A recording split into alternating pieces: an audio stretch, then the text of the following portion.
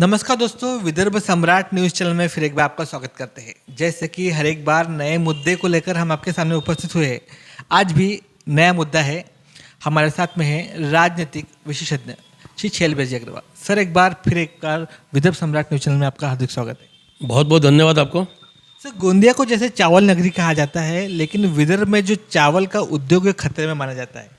इतना ही नहीं, वहाँ पे जो काम करने वाले मजदूर भी खाली बैठे हैं और फसल होने के बाद भी वहाँ पे चावल नहीं आ रहा है, मतलब धान नहीं आ रही है। इसके अलावा छत्तीसगढ़ में जो उद्योग है बहुत तेज़ी से चल रहा है। क्या बोलेंगे इस बारे में?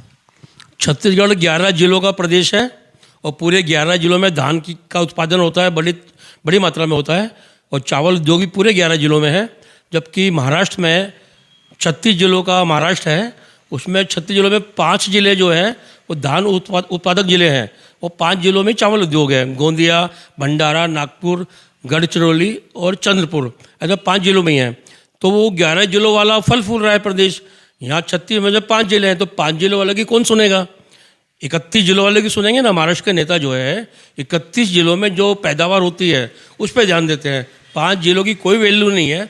5 जिलों के जो नेता हैं उनको क्या करते हैं, जैसे महाराष्ट्र प्रदेश कांग्रेस का अध्यक्ष बना दिया नाना पटोले को, विदर्भ का है, लो भैया चुपचाप बैठे रहो, हल्ला मत मचाओ।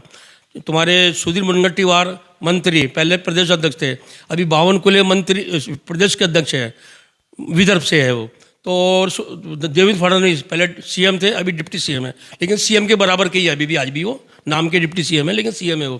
कहने का मतलब मेरा, पश्चिम महाराष्ट्र के नेता विदर्भ का दोहन करते हैं, विदर्भ को दुधारू गाय समझते हैं और विदर्भ को खा पी रहे हैं और फल फूल रहे हैं। तो ऐसा नहीं होना चाहिए। विदर्भ के नेताओं को अपना स्वार्थ से दूर होना चाहिए कि तुमको मिल गया अध्यक्ष पद, मिल गया तुमको मंत्री पद, मिल गया, तुम विदर्भ की आवाज़ को नहीं उठाओ। ऐसा नहीं होना चाहिए। विदर्भ की आवाज़ उठाओ। विदर्भ की जनता तुम्हें ललकार रही है, तुम्हें पुकार रही है। विदर्भ राज्य बनाना चाहिए, बनने के लिए आगे आओ तुम लोग। जब तक विदर्भ राज्य नहीं बनेगा, जब तक कुछ नहीं होगा। पूरे महाराष्ट्र में, पूरे देश में बोल लो चाहे, सबसे ज़्यादा बिजली विदर्भ में पैदा होती है। उसके बाद पूरे महाराष्ट्र में, पूरे देश में बिजली सबसे ज़्यादा महंगी विदर्भ में है। तो ऐसे कैसे उद्योग चलेंगे? जब तक बिजली सस्ती नहीं मिलेगी, जब तक के कोई सरकारी नीति नहीं बनेगी चावल निकासी की और धान मिलने की कोई नीति नहीं बनेगी, तब तक विदर्भ का कुछ नहीं भला होने वाला है। पृथक विदर्भ के अलावा दूसरा कोई पर्याय नहीं है। सर, बिहार के उप मुख्यमंत्री सुशील मोदी जी ने 2000 रुपये की नोट बंद करने की मांग की है। सर, ये मांग भी आपने विदर्भ सम्राट के माध्यम से कई बार की है। सर, 2000 की नोट बंद होना चाहिए कि नहीं? क्या बोलेंगे इस बार? सुशील मोदी जी पहले डिप्टी सीएम थे, बिहार के अभी नहीं है, अभी वो राज्यसभा के सांसद हैं। राज्यसभा में उन्होंने कल मामला उठाया था। मैंने विदर्भ सम्राट चैनल के माध्यम से कई बार मैंने अनुरोध किया है प्रधानमंत्री जी को कि आपने 1000 की नोट बंद किए और 2000 के चालू कर दिए, कहाँ की बुद्धिमत्ता थी आपकी? आप तुरंत 2000 की नोट बंद कीजिए, क्योंकि 2000 की नोट तो चलाने में है ही नहीं। ये पूरे लोगों ने दीवारों में चिन दिया, गद्दों में दबा दिया और कुछ पकड़े गए, वो सरकार के खजाने में चले गए। 2000 की नोट बाजार में चलने में है भी नहीं। 2000 की नोट बंद कीजिए तुरंत, योजनाबद्ध तरीके से बंद कीजिए, ताकि वो काला धन काला रहे, सफ़ेद नहीं हो जावे। एक योजनाबद्ध तरीके से 2000 की नोट बंद कीजिए। और मैं तो बोलता हूँ बड़े नोट होना ही नहीं ज़्यादा। यूएसए में 100 रुपये के ऊपर नोट नहीं है, उसको डॉलर बोलते हैं, अपने नोट बोलते हैं। 100 के ऊपर नहीं है, तो 100 के ऊपर नोट होना ही नहीं। जितना नोट छोटा रहेगा उतना भ्रष्टाचार कम होगा, कालाबाजारी कम होगा, जमाखोरी कम होगा। ऐसे सरकार से विनोद करता हूँ कि जैसे सुशील मोदी जी ने बोला है 2000 की नोट बंद कीजिए, वैसे मैं पहले बोल चुका हूँ, अभी फिर बोलता हूँ, तुरंत बंद कीजिए। सर, कांग्रेस के वरिष्ठ नेता हमेशा अपने भाषणों में कहते हैं कि संविधान भारत का खतरे में है। क्या बोलेंगे सर, भारत का संविधान सच में खतरे में है? भारत का संविधान एक अनूठा संविधान है, जिसकी गणना दुनिया के सर्वोत्तम संविधानों में की जाती थी। संविधान खतरे में नहीं है, नेताओं की कुर्सी खतरे में है।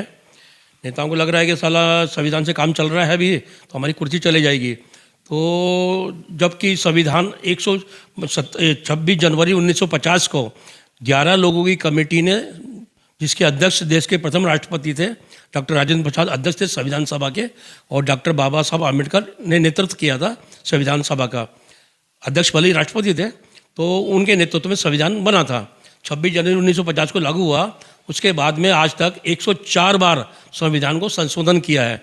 अब सवाल खड़ा होता है कि संविधान को लिखने वाले बुद्धिजीवी थे कि हमारे आधुनिक नेता बुद्धिजीवी हैं जिनको बार बार संविधान का संशोधन करना पड़ा। 104 बार में करीब 55 साल, ये 75 साल में करीब 55 साल कांग्रेस का शासन था, और उन्हीं के कार्यकाल में कम से कम 90-95 बार संविधान संशोधन हुआ है कांग्रेस के कार्यकाल में। भाजपा ने संविधान संशोधन ज़्यादा नहीं की है, मुश्किल से 2-4 बार की है। संविधान संशोधन इन्होंने किया है और ये बोलते हैं खतरे में। तो खतरे में है तो तुमने तो संविधान संशोधन की हो, तुम ज़्यादा होशियार हो क्या कि बाबा साहब और संविधान निर्माता कम होशियार थे? बार बार संशोधन करते हो और बोलते हो संविधान खतरे में है। संविधान कोई खतरे में नहीं है, इनकी कुर्सी खतरे में है। जैसे कि आम आदमी को ट्रेनों में सफ़र करना बड़े बेहद मुश्किल हो गया है, तथा जो बेनिफिट जो फ़ायदा हो रहा था सीनियर सिटीजन को, वो भी मोदी जी ने अभी बंद कर दिए गए हैं। तो क्या मोदी जी गरीबों के नहीं अमीरों के पंतप्रधान हैं? क्या अमीरों के लिए बारे में ही सोचते हैं मोदी जी? ऐसा लोगों का कहना है, क्या बोलेंगे इस बारे में आप? यातायात के जितने भी साधन हैं देश में, उसमें रेल मार्ग जो है सबसे सस्ता साधन है। रहा सवाल सुविधा का, तो सुविधा होना चाहिए, ट्रेनों में सुविधा की बहुत कमी है। रहा सवाल सीनियर सिटीजन का, तो 2 साल जो कोरोना काल था ना, कोरोना काल में ट्रेनें बंद थी, लेकिन जो पगार तो चालू रहती है। रेल कर्मी जो लाखों कर्मी होते हैं उनकी पगार तो चालू रहती है। ट्रेनों का रखरखाव चालू था, उसमें बड़ी मात्रा में रुपया खर्च हुआ है। इसके लिए अभी सीनियर सिटीजन को नहीं दिया है, लेकिन मेरा ऐसा सोचना है कि अब हो गया है, अच्छी कमाई है रेलवे को, बार बार अपने कर्मचारियों को बोनस बहुत बड़ी मात्रा में दे रही है बोनस। तो सीनियर सिटीजन के कम पैसा लगता है ना, इसलिए घूमने चले जाते हैं। अरे भैया अपना तो पैसा आधा लगता है, चलो घूमने चले जाओ। तो सीनियर सिटीजन जो बेचारे ज़्यादा सोचते हैं, जमा करने की सोचते हैं, खर्च कम करते हैं। युवा पीढ़ी खर्च करती है, उसको फिक्र नहीं जब बुढ़ापे की, लेकिन सीनियर सिटीजन पैसा बचाते हैं और कम खर्च करते हैं। तो मेरा ऐसा मानना है कि उन्हें सुविधा दी जाए, जो पैसा कम लगता था तो उसकी उम्र बढ़ा दी जाए। जैसे पहले महिलाओं का 55 साल था, पुरुष का 60 साल था, अभी महिलाओं को 60 कर दिया जाए सीनियर सिटीजन में, और पुरुषों को 65 कर दिया जाए। उससे रेलवे को थोड़ा सा नुकसान कम होगा, क्योंकि 5 साल का गैप हो जाएगा। तो मेरा ऐसा रेलवे से मेरा निवेदन है कि सीनियर सिटीजन लागू किया जाए। और जो ट्रेनों में असुविधा है, और ट्रेनें जो बे टाइम आती है, जैसे आपातकाल में मैं देखता था बिफोर टाइम ट्रेन चलती थी, अभी तो कोई 4 घंटे बाद लेट आ रही है, 2 घंटे लेट आ रही है, कोई कहीं आउटर में खड़ी है, कोई कहीं खड़ी है, कोई माई बाप नहीं है।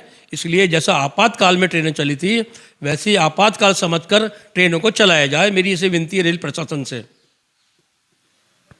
धन्यवाद सर।